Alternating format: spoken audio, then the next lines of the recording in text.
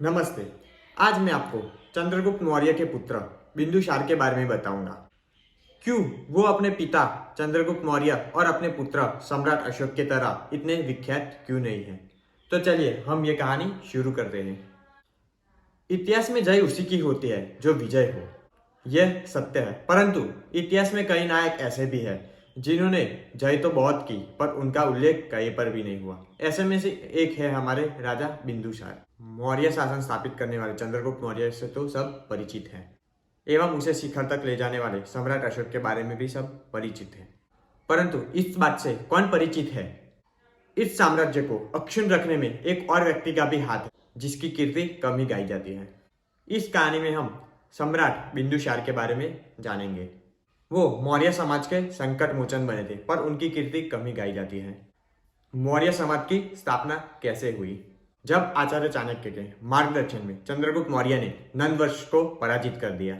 मौर्य वंश अपने शिखर तक कैसे पहुंचा?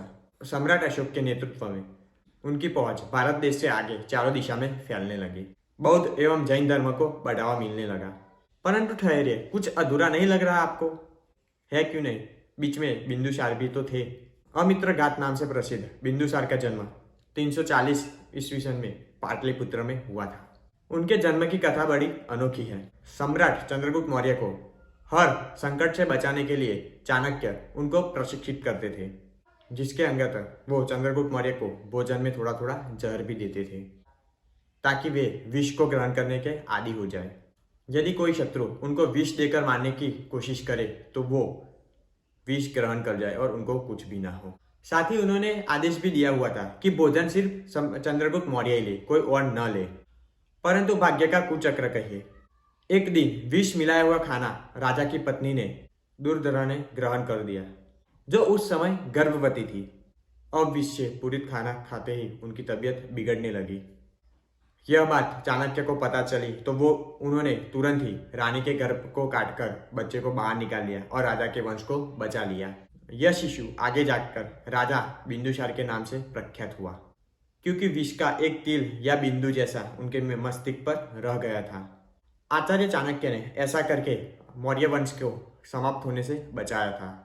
लेकिन किसी ने यह अफवाह फैला दी कि रानी की मृत्यु चाणक्य के इस निर्णय के कारण हुई थी। अंततः बाद में जब राजा को डाई से पूरी सच्चाई सुनने को मिली तब तो उन्होंने आचार्य के सिर पर लगा दाग हटाने के लिए उन्हें महल में वापस लौटने को कहा। लेकिन आचार्य ने अस्वीकार कर दिया और उन्होंने संन्यास ग्रहण करने की इच्छा धारण की।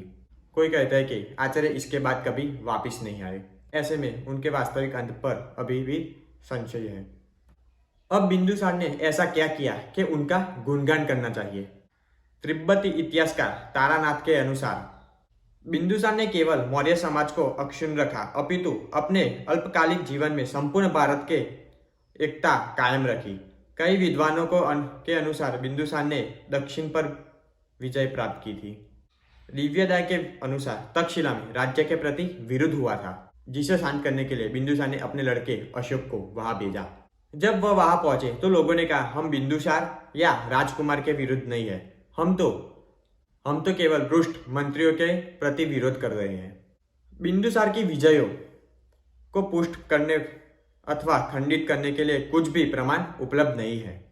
कई लोगों का मानना है कि बिंदुसार ने कुछ नहीं किया, परंतु यदि ऐसा होता तो कलिंग और ऐसे कुछ राज्यों को छोड़कर बिंदुसार का शासन कैसे दक्षिण भारत में पहुंचा? अब सम्राट अमित्रघात एवं बिंदुसार का गुणगान क्यों नहीं होता जितना सम्राट चंद्रगुप्त और उनके पुत्र सम्राट अशोक का होता है? क्या इसलिए कि वो अयोग्य थे या इसलिए कि उनकी कोई विशेष ज्ञाता नहीं थी? ऐसा तो नहीं है, क्योंकि लगभग 49 वर्ष की वय में मृत्यु को प्राप्त होने वाले मौर्य वंश के शासन एवं शतक साम्राज्य के रक्षक रहे। तो मूल कारण क्या है? कहते हैं कि चंद्रगुप्त मौर्य अंत समय में अन्न जल त्याग कर आत्मवर्ण की प्रक्रिया अपना रहे थे। उन्होंने जैन धर्म अपना लिया था।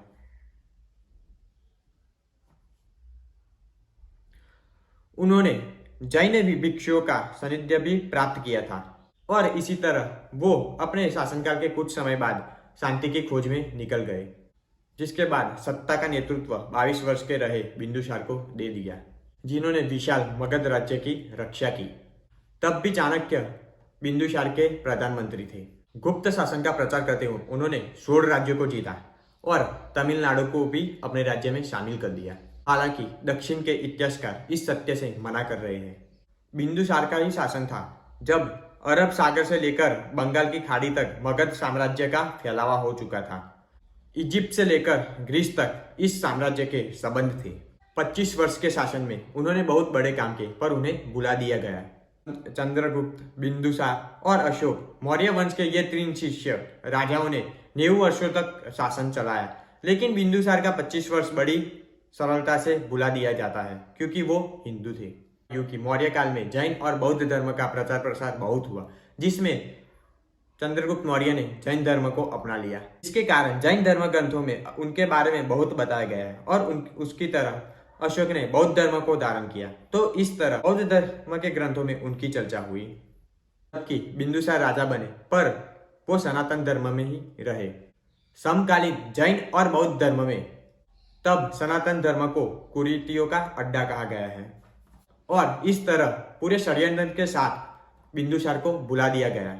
ऐसे में कहना गलत नहीं होगा कि सम्राट मित्रघात यानी बिंदुसार ने मौर्य समाज के यंश को विद्वान रखा और उनकी कीर्ति को आगे बढ़ाया, परंतु क्योंकि उन्होंने सनातन धर्म की महिमा के साथ कोई भी समझौता नहीं किया, इसलिए उन्हें उतना सम्मान नहीं मिला जिसके वो योग्य थे और अपने पुत्र और पिता की ख्याति के बीच में दबकर रह गए।